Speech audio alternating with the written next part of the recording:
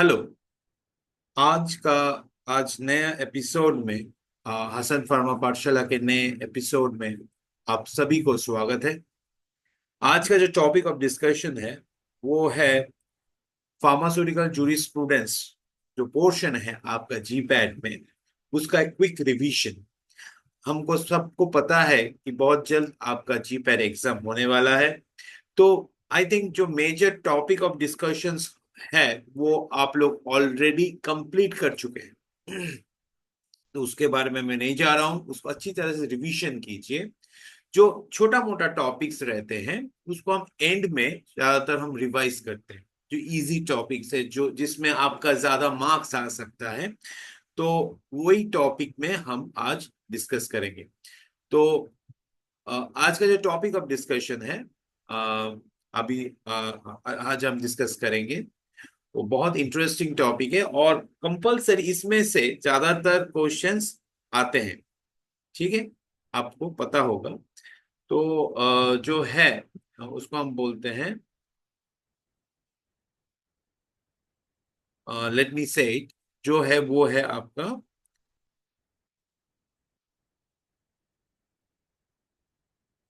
Pharmaceutical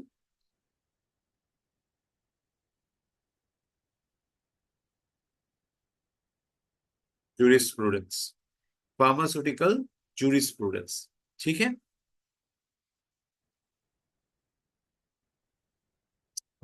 एक minute. I think ये visible है आपको। जो टॉपिक हम आज डिस्कस करने वाले हैं वो है आपका फार्मास्यूटिकल जूरिस्प्रूडेंस।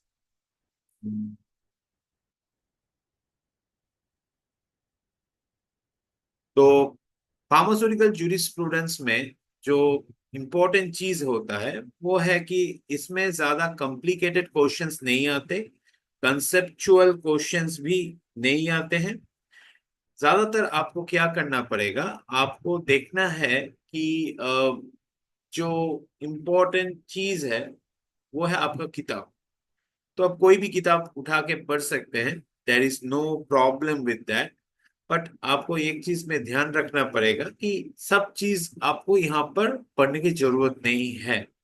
ज्यादातर हम लोग क्या करते हैं, पूरा किताब उठा के पढ़ना स्टार्ट कर देते हैं। So I do think there is no such importance of reading the whole syllabus. Whole syllabus पढ़ने की कोई जरूरत नहीं है। और बहुत आसान है इसमें, क्योंकि अगर देखा जाए तो जूरी स्टूडेंट्स, जो फार्मा जूरी स्टूडेंट्स है, उसमें करीबन लास्ट 5 इयर्स में, हाँ अगर आप देखेंगे लास्ट 5 इयर्स में, if you see last 5 years में, you have we have generally got around, क्या बोलते हैं, around near about 3 questions, 3 to 4 questions, 3 to 4 questions आपको फार्मास्यूटिकल जूरिस्प्रूडेंस में दिखने को मिला है। ज्यादातर 3 से 4 क्वेश्चंस आते ही हैं। So you can guarantee around marks of around 16 to 20 marks compulsory pharmaceutical jurisprudence से आने वाला है। तो अगर आप इसको ध्यान से देखेंगे, फार्मास्यूटिकल जूरिस्प्रूडेंस जो है, इसमें बेसिक कुछ चीजें अगर आप क्वेश्चन पैटर्न में देखेंगे तो आपको मिलेगा। जो पहली चीज है जो आपको पढ़ना पड़ेगा वो है कंपल्सरी, जिसको हम बोलते हैं DNC act. DNC act, DNC act 1948। So DNC act में जो आपका मेजर क्वेश्चंस आते हैं, ठीक है, वो डीएनसी एक्ट से आपको आने वाले हैं। जो हम लास्ट 5 6 ईयर 7 ईयर्स के क्वेश्चन उठा के देख लेंगे तो मेजोरिटी आता है डीएनसी एक्ट से। Now the question is, DNC act में आपको क्या पढ़ना पड़ेगा। डीएनसी एक्ट में आपको ज्यादातर देखना है, जो होता है इंपॉर्टेंट, जो चीज आपको याद रखने का, वो होता है आपका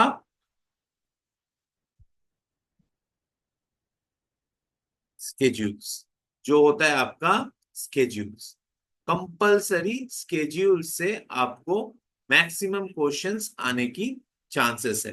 जो लिस्ट ऑफ स्केड्यूल्स है, जो लिस्ट टेबुलर फॉर्म में, जस्ट आपको ये पढ़ना पड़ेगा कि स्केड्यूल कौन सा स्केड्यूल है और उसमें क्या आता है, specification regarding the schedule.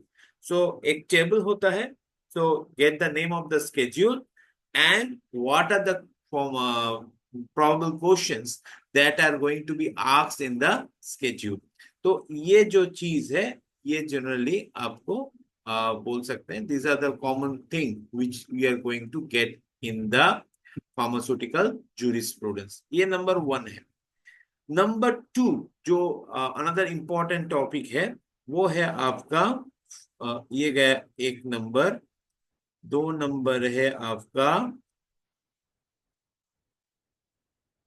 Pharmacy act, दो नंबर है आपका फार्मेसी एक्ट 1948 कंपल्सरी। इसको आप जरूर देखिए, फार्मेसी एक्ट 1948। इसमें आपको क्या पढ़ना पड़ेगा, इसमें आपको पढ़ना मेनली पड़ेगा the constitution of the pharmacy council, that is state pharmacy council and pharmacy council of India.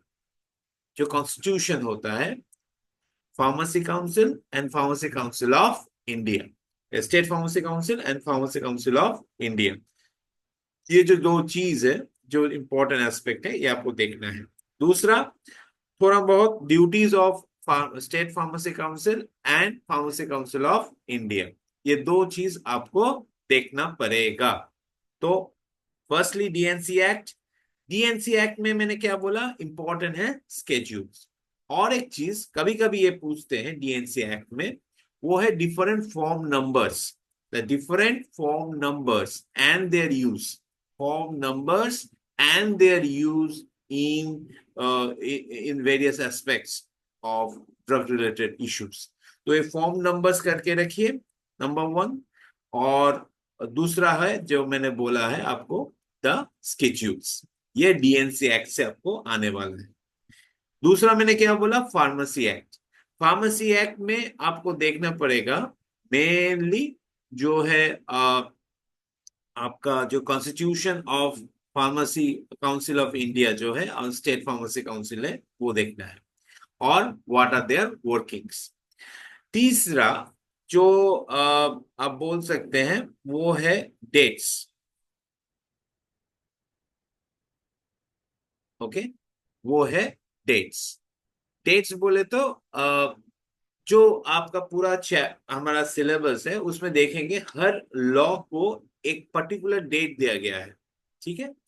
जो जैसे pharmacy act 1948, so 1948 what is the date issue of this law, when it came into existence. Okay, so pharmacy act 1948, so 1948 is related to pharmacy act. So important dates जो होता है in relation to the act, वो आपको जानना पड़ेगा, ठीक है। और इस तीनों मेनली अगर ये तीन आप कर लेंगे तो देयर आर मेजोरिटी चांसेस कि क्वेश्चंस यहां से आने का है, ठीक है। The majority questions, the probability of the questions अगर पूछेंगे मेरे को, तो ये डीएनसी एक्ट, फार्मेसी एक्ट और इंपॉर्टेंट डेट्स, इसमें से मेजोरिटी क्वेश्चंस आने की चांसेस है। दूसरा है, apart from this is the constitution of various boards, ठीक है, वेरियस बोर्ड्स। तो अगर आप 5 years का क्वेश्चन देखेंगे तो मेजोरिटी क्वेश्चंस 1, 2 या 3 इसमें से आया है। अब रही बात बोर्ड्स की, तो बोर्ड्स में बोलता हूं जैसे डीटीबी, ड्रग टेक्निकल एडवाइजरी बोर्ड, ठीक है, उसका कॉन्स्टिट्यूशन, या एथिकल कमिटी जो होता है उसका कॉन्स्टिट्यूशन। तो वो चीज आप जरा देख के रखिएगा, कौन कितना कहाँ से कितना मेंबर चाहिए, हाँ, वो आपको देख के रखना पड़ेगा, ठीक है। तो और एक बात है कि ये क्वेश्चंस जो होगा इजी है, आप एनी डे, आज ही आप बैठ जाइए, just you give around 3 hours of your time, एक बार में ये जितना एक्ट्स है, ये बेसिकली जो डीएनसी एक्ट या फार्मेसी एक्ट जो है, उसका जो मैं पोर्शंस बोला, ये आप इस टाइम में देख सकते हैं। You can complete it of, it's not much difficult thing. दो तीन टेबल्स रहेगा, आप वो टेबल्स को देख लीजिए। It will be easier for you to go through it. ठीक है, रिवीजन के लिए भी बहुत आसान होगा। और probably most of the questions what I think will be coming from this aspects, patent law और एक पार्ट है पेटेंट लॉ। बट अगर बोलेंगे मेरे को उतना इम्पोर्टेंट और ज्यादा क्वेश्चंस यहाँ से नहीं आते।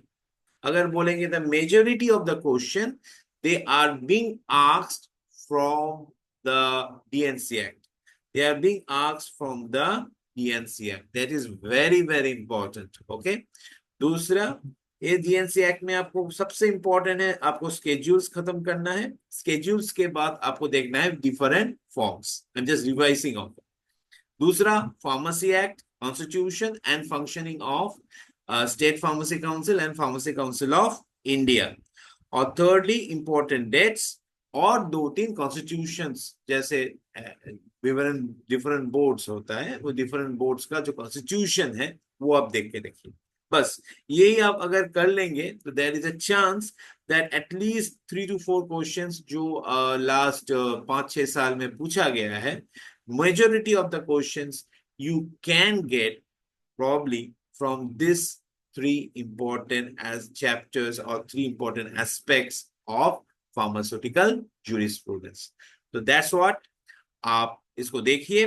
और अगर इन कोई क्वेश्चंस रहेगा आपको, अगर कोई डाउट्स होता है तो मत भूलिए, you can ask me in this and can comment me below so that I can answer you instantly. ठीक है, और रही और another important thing जो मैं ऐड करना चाहता हूँ along with this is don't waste much of your time in pharmaceutical jurisprudence. Just मैंने जैसे बोला 3 hours dedicatedly, ये 3 घंटा आप आज दे दीजिए। If you give this 3 hours of your time, that is sufficient to complete these aspects. And I can assure that maximum questions regarding jurisprudence, there's a 3 to 4, around 4 questions, you can compulsory 3 to 4 questions, you can compulsory get from pharmaceutical jurisprudence from this aspect or from this part. So there will be short marks for you to get from the question paper. So that's what I have for you. Hopefully, you like this topic. So that's all. Thank you. Best of luck. और हाँ, जाने से पहले don't forget to subscribe the channel, press the bell icon so that you can keep updating regarding the various topics which are essential for you in GPAT and Pharma. That's it. Thank you.